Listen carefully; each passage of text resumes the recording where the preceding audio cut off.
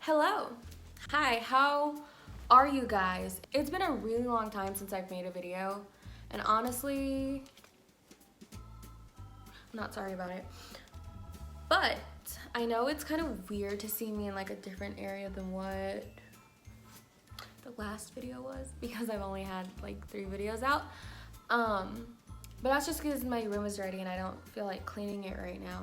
So I moved it to the living room. So the reason why you clicked onto this video, obviously, is because I decided to make a mini me version of the Coraline doll. I'm not gonna make this intro too long because I hate when that happens. So if you're new here, hi, my name is Nicole and I make videos on whatever I want to. Let's just jump right in. So I have been in love with Coraline since I was little, and I've always wanted my own doll. And now that I'm older, I decided to make it myself. And I want to give just a big thank you and a huge shout out to Rachel Maksy, because if it wasn't for her, I wouldn't have like remembered this idea to make my own Coraline doll. But that's exactly what we're going to do today. I had to make a list of exactly what I did because I could not for the life of me just spew it out myself without like ruining the steps and the process of doing it. So I decided it'd be easier if I sat down and explained the process that I did while simultaneously showing you guys clips of how I did it.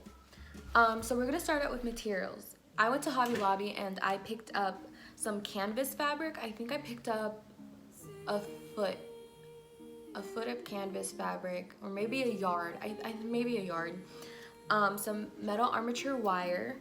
I picked up buttons. You don't need to pick up buttons, but I felt like it was easiest for me because unlike Rachel, I can't just sculpt my own buttons out of scratch. Okay, then I got some acrylic paint, brown yarn, and obviously some oven baked clay. And using materials that I have at home, I had an old pillow that I grabbed like the stuffing out of so I could make stuff it into the doll. I had velvet fabric from a reupholstery I did on my vanity chair, and then I used an old pair of jeans to make the jeans for the doll itself. Yeah, that is what I did. Okay, so the first step that I did was I sketched out the doll. I sketched out not only the clothes that I wanted it to wear, but also the size of it. And then I based that all on how big the buttons were, because I accidentally got them like a little too big, but I feel like it kind of adds to the creepiness of the character of a Coraline doll anyway.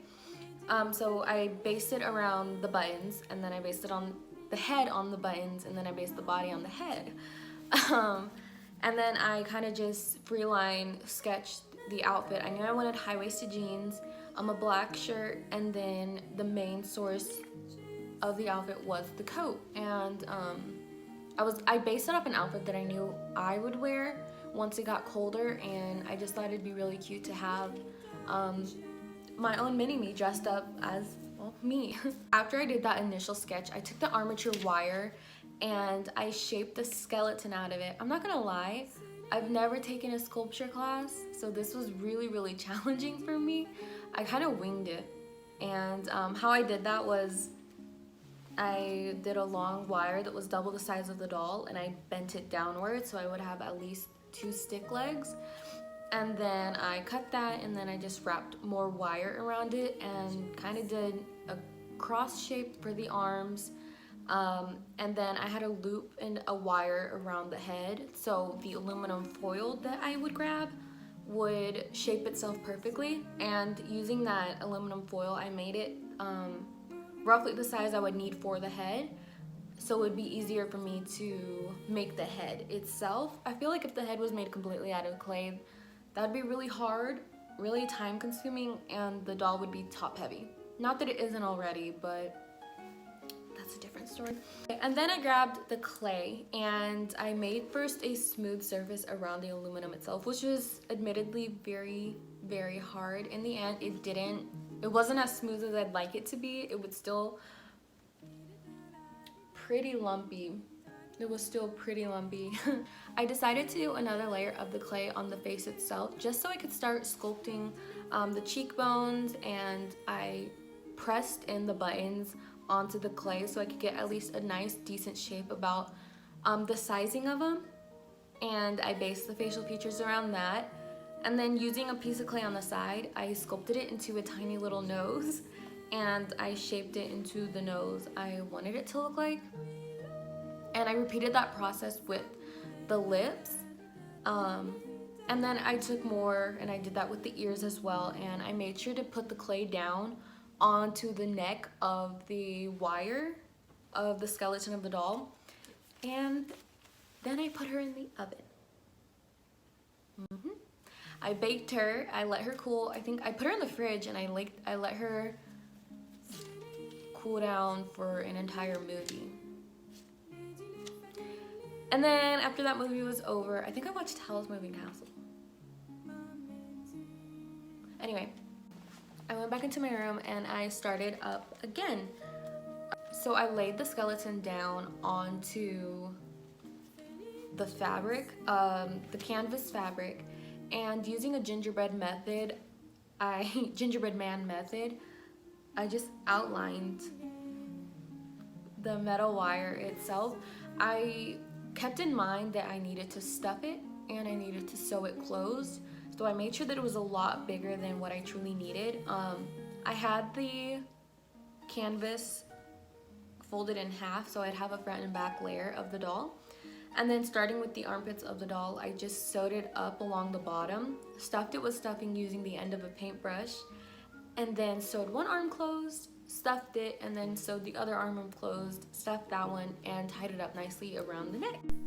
Okay, so here came the fun part. I then got a basic color for a skin tone and completely covered the face of it, and then mixing in a brown color or a brownish color, I then did the eyebrows and the skull, and then lightly watered down a pink made from red and white and dabbed it along the cheeks and the nose to give it kind of a really cute flush look. And then I tried mimicking a red rose lipstick that I like to wear often, and that's what I put on the lips of her, which is actually really fun to color in. And then I grabbed black acrylic paint and colored in the sockets for the eyeballs. And that's when I got started on the clothes. The pants, I did the same method that I did with the canvas of the body itself. And with that, I gingerbread manned it, sewed it up on the sides. I actually sewed it onto the doll. I just felt like that was a little bit better. And then with the shirt, honestly, I did just 2 front and back panels that I made a little bit bigger around the box. I made just kind of a box frame and just sewed it onto the sides of the doll itself. The coat was challenging. I mean, like, really challenging. I think I ended up doing 3 pieces for the main part of the coat, and then two pieces each for each sleeve. So I ended up having 7 pieces. I'm not good at math. Having to figure out the armholes and sewing it correctly was so hard, but in the end, we conquered and we persevered and persisted. We moved on. After that, finally, everything was dry and sewed together, and it looks so cute. It looked so cute. And then I decided to do something a little cute along the way, and what I did was, it was kind of an extra detail that I wanted myself. Obviously, like, you don't have to do it, but I did because I liked it. It was more of a texture thing for me. I took the yarn that I was gonna use for the hair, and I just kind of sewed a little crisscross onto the buttons of the eyes, and then I hot glued the eyes into the compressed socket that I created in the first place. And the face was basically complete. And I was like, oh my gosh, it's coming together. It's looking really nice. And I was so excited. Like, I was so excited at this point. But I just really didn't want to tackle the hair yet. So I procrastinated and added even extra details to the doll. And I added all my piercings. So I put in 2 double piercings and 1 cartilage and then a nose ring on my doll. I thought it was really cute. I felt like that added character. Oh my god. Gypsy, move. Then I had to get, again, I didn't want to tackle the hair, so I got started on the boots. This was such a challenge. I hated it. I genuinely could not stand doing this. I think I did one boot perfectly and I loved how it turned out, and then it was the other boot that killed me, but I did it and it was cute, and then I needed to paint them.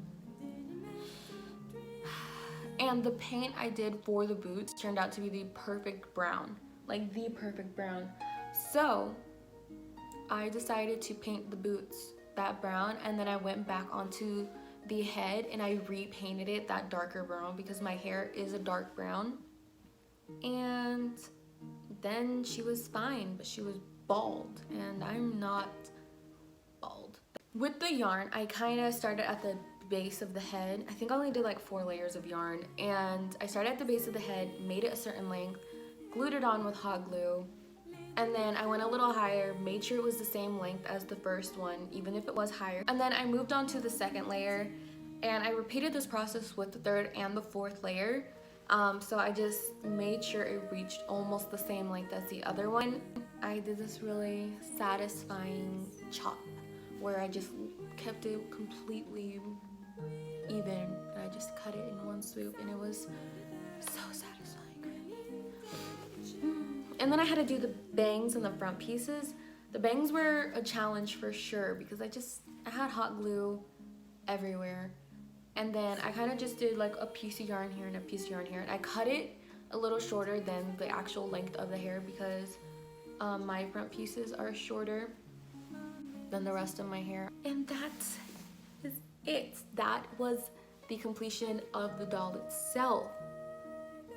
I can't believe it's over. I can't believe I did it in time, and I filmed the entire process, and I just gotta edit it.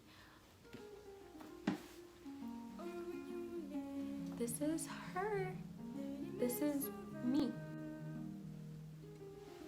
She's so cute.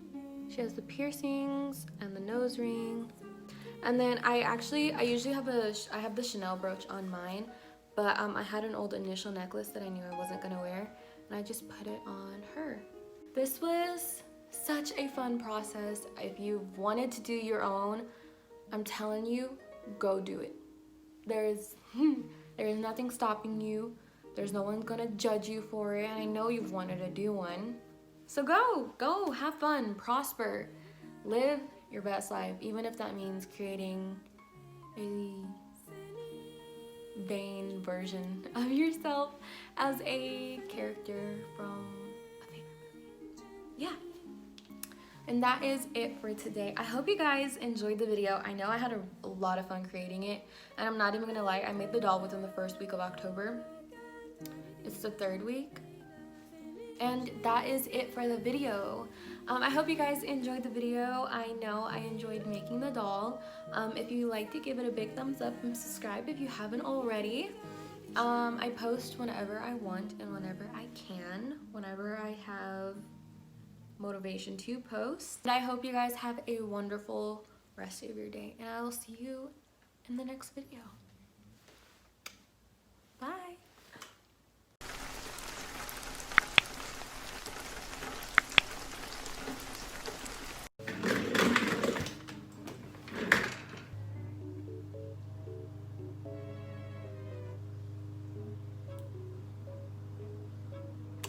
Just realized they're mowing in the back.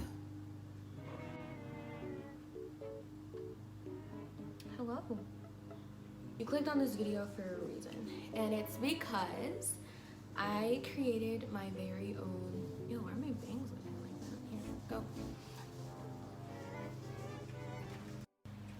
Should I change shirts? This is too much. I don't like it.